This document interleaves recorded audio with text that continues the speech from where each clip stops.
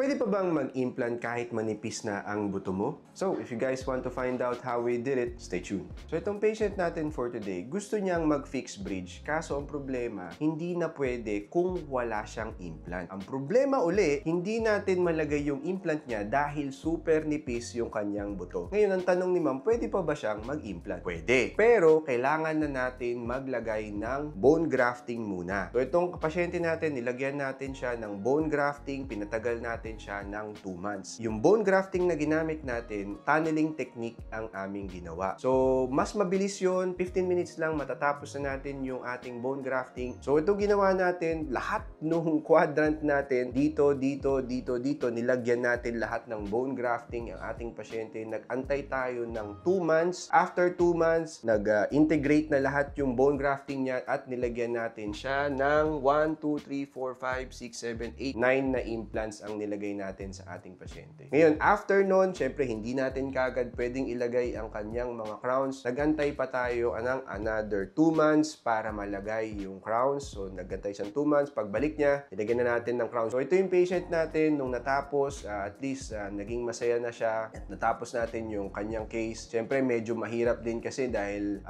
maraming procedure. Hindi katulad ng mga sinasabi ko na 5 minutes lang ang bawat isang implant. Pero today, ito meron tayo medyo complex na case kasi nga pag manipis ang buto, kailangan natin lagyan ng buto para malagyan ng implants. So para sa mga pasyente na gusto kong makausap mga kaibigan, pwede tayong mag-online consultation or actual consultation para malaman nyo kung paano natin gagawin ang inyong smile rehab.